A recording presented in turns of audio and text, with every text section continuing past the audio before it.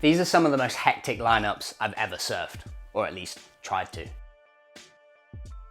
It's a massive playing field, so if anywhere was to be able to handle the crowd, Uluwatu can, but because there's so many people, it's such a sought after destination, like the volume of surfers is always crazy high, and like if Ulu's is good, there's going to be 200 odd people out. I think I had a comment on a video ages ago and they counted 273 people out at Ulu's one morning, which is, yeah, obviously nuts. And yeah, it depends on what the waves are like. Obviously if it's firing, like if it's bigger, there's way less people because everyone's too scared, like myself included. But yeah, there's kind of multiple sections to it. You have temples at the top, through like the peak section, and then down through to race tracks, and they're all kind of different waves, but they can link up depending on the swell, and generally if it's bigger they become one. But a lot of the time you're kind of surfing them as different waves, and you'll have like a pack up at temples, a pack on like the peak, which I guess is where most people are surfing, then a few down at racetrack as well. But generally, yeah, in front of that cave, there's so many people surfing, and if it's a bit smaller, it's kind of nuts because you've got like a whole different mix of abilities. You've got advanced surfers who are surfing really well. You've got a backpacker who's basically never surfed before getting pushed into waves by like a local guide, which is all right when it's really small, but if it's bigger, obviously that doesn't happen, or at least it shouldn't happen. So yeah, it really depends on what the waves are like, but on any given day, especially during peak season where it's like consistently offshore, it's always super busy. I've had it a little bit less crowded in the off season, but not too different. I feel like basically any given day, any time of year, you pull up at Ulu's and there's 100 odd people out. It almost like doesn't really matter. Snapper is just that next level of crowd. You look at the lineup and just go, oh my god, that's there's no way you can surf that, it's impossible. And like if you go out there, and you will have some horrible, like awfully frustrating surfs, but a lot of the time like you can get waves, because even though the crowd's insane, there is a lot of waves coming through, and there's a bit more opportunity than like really condensed takeoff spots. It's such like a long wave that, you know, you might not be competing, or you almost definitely won't be competing at the top, like behind the rock, but sat way further down. If like the sand's good at Little Marley, I quite like to sit there. If people are not making it, you can like tee off that bit. Down at Greenmount, similar sort of thing. It really just depends on the sand. If it's a shallow bank, you're probably more likely to get waves than if it's just like playful for turns, I reckon. During my last trip, it was right before the CT started, so the level of surfing was really high, and obviously it was sick to watch, and I love like studying like what those guys and girls do, but to get waves, it was just yeah, not really happening. It's just they'll jump off the rock, catch a wave straight away, do a run around, and just do that like all day long, and just, yeah, you're just getting snake constantly all day. If it's good and it's like particularly crowded, there's any good wave that comes through, you'll have a few people paddling for it, but generally you don't get it where like 4 or 5 people take off. A couple of people take off on the same wave or look at it, they usually pull back and don't go, and they'll let, as soon as they know that you can surf, people do peel off a lot of the time. Obviously you still have loads of drop-ins as well. And yeah, it's probably a more technical wave than people think, especially that behind the rock section. It's super heavy and you've got crazy backwash, so to make those ones behind there anyway, you've got to be such a good surfer anyway. Like the average Joe shouldn't be there at all. I'm always way too scared to go deep into that bit. I kind of sit off the side a little bit. You might have seen this like picturesque little bay that gets fun waves. Like if it was a wave that you just kind of stumbled upon and there was no one out, it might be fun and a beautiful place to surf. But because it's become this like hub of like beginner surfers, it's pretty mental. It's basically, if you're an advanced surfer, it's basically unsurfable because it's so busy. On the inside, you've kind of got groups and groups of beginners, and it's like the perfect place to learn surfing. It's so beautiful, and you've just got these little peelers in the middle of the bay which are ideal for learning. And yeah, the locals have now figured that out, and yeah, there's like 100, 200 learners out there every single day. There's like a left point from like the edge of the bay if you're looking out to sea on the left hand side. Again, that's super busy, not necessarily with beginners, but like intermediate, advanced surfers. And because Hirakatea is this like trendy little spot to hang out at now, and the wave like it's fun. Like I said, if you found it and just surfed by yourself, it'd be really cool and pretty enjoyable, super warm and easy. But because the bay's so condensed and there's just so many people on top of it, it's just not really fun at all. I took my partner out there to surf and got her a couple of scraps, and then I just found it unsurfable, to be honest. Trestles just has that super condensed takeoff zone. The level of surfing is super high, so it's really difficult to get waves.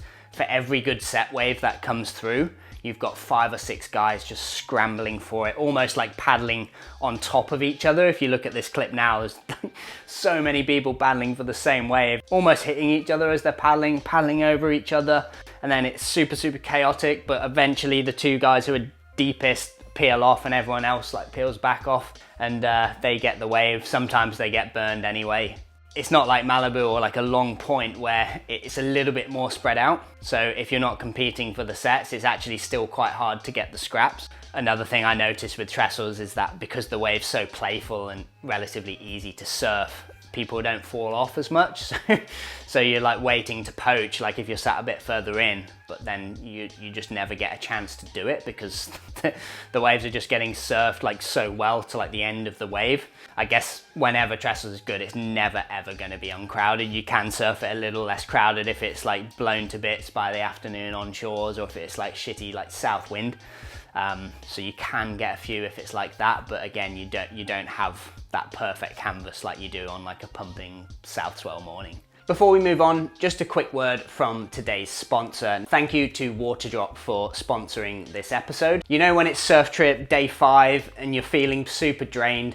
Well, staying properly hydrated is one of the best ways to power through those 6-hour Indo marathon sessions. And Waterdrop helps you do that. Their microlight recharge cubes support your hydration, giving you those extra vitamins and electrolytes you don't quite get from water, helping you to replenish what your body has lost. They're super easy to chuck in a board bag, so see the link in the description where you can check them out. Waterdrop are also celebrating their 10-year anniversaries, so at the moment you can grab up to 30% off using the code DanHarmon10Y. For now, let's get back to the video. Tea Tree in Noosa is such a beautiful wave. It's one of my favorite waves in the world, but you've got to be in a certain mindset to catch waves out there because it's just nuts. It's very similar to Snapper, same setup, same like behind the rock sort of takeoff, and then peels down the point, and just it's got this like beautiful double up in it. But if the waves are really good, there's going to be 50, 60, 70, 80 people out, maybe more if it's really good. Basically all of the Noosa points are a bit like that. It's, you know, such a perfect wave, and there's so many surfers that live in that area that it's always going to be crowded, and it has been for decades. So again, like Snapper, when you're out at Tea Tree, you're always just constantly in like alert mode where you're just like you're sort of looking at everyone on the inside of you, going sort of paddling for the wave, going, okay, they're a bit deep, I don't think they're going to make it. They nosedived on their last one, okay, they're not paddling too well, so you just kind of back them up a little bit, and then if they do fall, you're like, yes, I'm on, and then go, and you're just kind of in that headspace all day. And you know, you're paddling out, watching someone on the wave, they have a little wobble, you're like, come on, fall. And then sometimes they fall, you're like, yes, then you're on. I'm never really waiting or catching sets. I'm always like hunting around, like scrapping on the inside and looking for like grower double ups. And I've always found a few waves that way. But if you don't like crowds or you find that sort of environment stressful, then yeah, it's not a fun place to surf at all. But yeah, I mean, I've spent a lot of time there, so I kind of know which waves to pick, and I just have such fond memories of it despite the crowds. Like, it's one of those places where sometimes you get a couple of waves and the crowd seems to be a bit thinner for some reason. You have like the best time. The very next surf or like the next day, you paddle out and just have the worst time of your life, and you just want to come in and just cry because you can't get a wave. It's weird. Sometimes like you get in this really good rhythm, and then sometimes you just completely on the opposite side of the rhythm and you're just not getting anything. I don't really know why it's like that.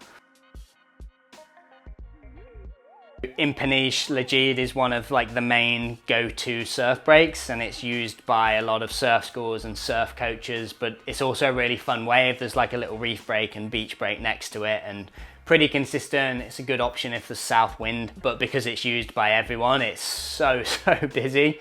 Some funny videos of it where there's just so many people out. If it's a bit smaller, you're like closer to the surf schools and like the people learning who are like learning to paddle out. If it's a bit bigger, it's a bit different because it spread things out a bit more. Beginners or like lesser surfers are on the inside in the whitewater and you can be out back. But if it's smaller, you're all just like in the same bit together and you're just kind of in and amongst this crazy scene where there's like surf school people paddling around you. There's like a group sat out back all in rashies, their instructor calling them over, pushing them into like good set waves. There's like locals out there trying to get waves. There's visiting surfers getting waves. It's just way more crowded than anything I surfed at Super Tubes or at Balliol. Like it was just nuts. So Malibu, for the sheer volume of people, I think this is probably one of the gnarliest lineups I've ever surfed. I surfed it on probably the biggest south swell they've had there in a decade, and that was my first day in California, first day surfing Malibu, and it was mental. I mean, we're talking 200 people plus in the lineup. As you can see in all these like mental drone clips, you can just see there's such a high volume of people. It's always going to be chaotic, and it's the only place in the world where just every wave is accounted for by multiple people. Like every good wave that comes through, there'll be like 8 guys riding it. Probably more from like third point through second point through first point. I'd love to know what the average amount of people that ride the wave is. Guy who's deepest obviously falls off or like just trying to make it, but then someone burns them and they're just behind the section. Then they get caught behind, another person burns them, and then they get caught behind, another person burns them, and you've just got this whole like chaotic sequence unfolding as you go down the line. People like dropping in on someone and then someone else drops on them. They're trying to like push the person off the wave whilst also burning someone. It's super rare to get a wave out there by yourself. My strategy was just to kind of hunt the smaller insiders, and I was never really competing for the sets like at all. Yeah, there's just so many near misses and so many collisions. Like it's surprising that like more people don't get hurt out there. There's just every time you surf it when it's good, just there'll be people like crashing into each other, and so many times you're like watching it and you're just like, oh my god. But if you can get one, it is pretty fun. But if you're on a really good wave, then chances are you're just getting burned anyway, so it kind of makes it a bit pointless. If you haven't already, check my full breakdown on what surfing Malibu is actually like just up there. It's a pretty entertaining watch. And yeah, a lot of the time at Malibu, you get people on these big boards, you can barely turn them.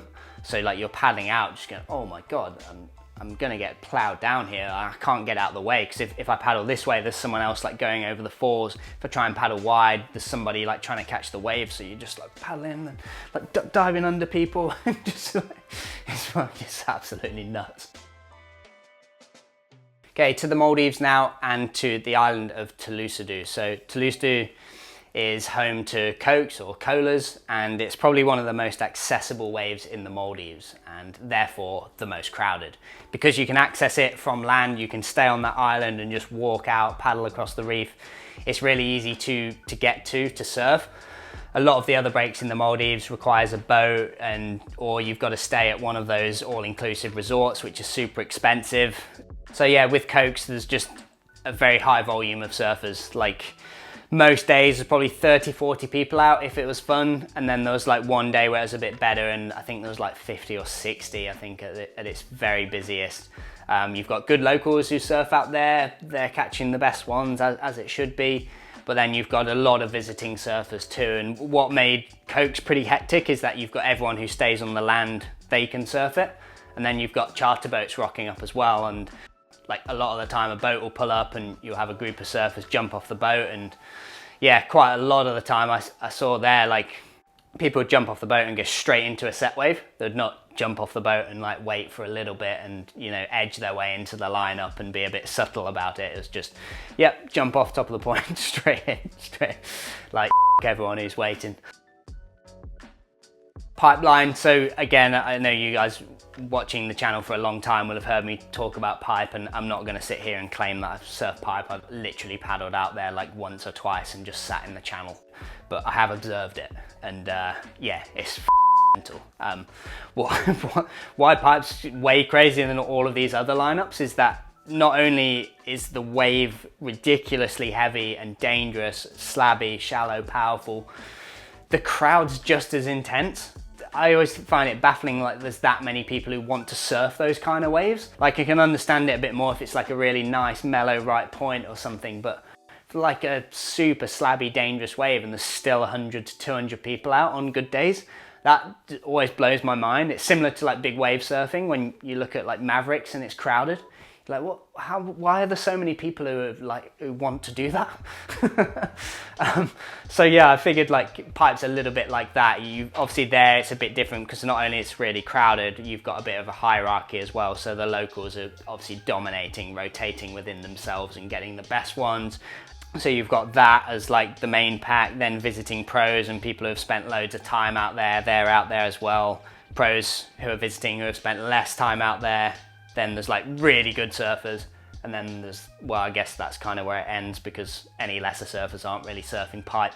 So yeah, that's why Pipe's crazy, and every time a good one comes to Pipe, from what I've seen, there's like 5 or 6 people paddling for it. The person who's deepest just starts screaming, going, oh! He's like paddling as hard as he can, jumping up, and then pulls into like a massive barrel and just standing in this massive blue like cavern, and everyone else like pulls back at the last minute, and that just happens over and over and over again.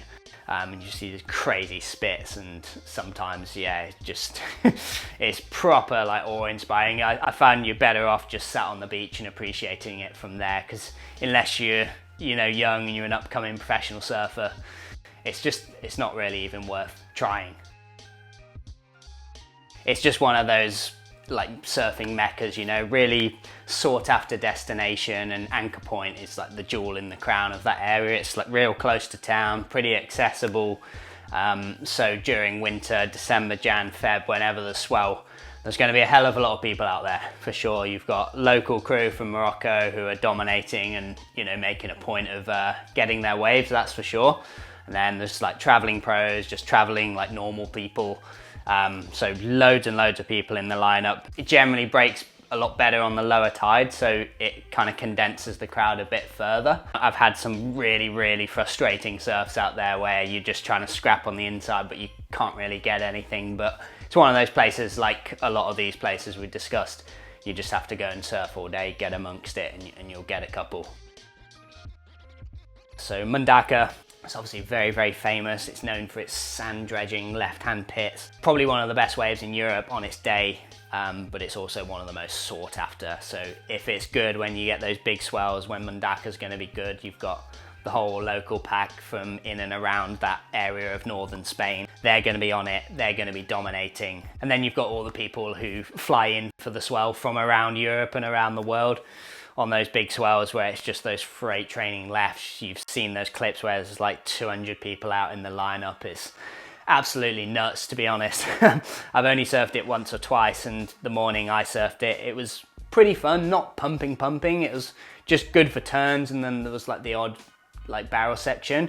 Got a few fun ones, but definitely wasn't like getting drained down the whole bank or anything like that, because those waves were just so fiercely competed for. It seemed like there was a lot of like good locals out there, and they were kind of just sat in a group just rotating between themselves, which is, yeah, exactly like how it should be at some of these like marquee waves that are famous. Those guys like run the place. For everyone else, it's just a shit show.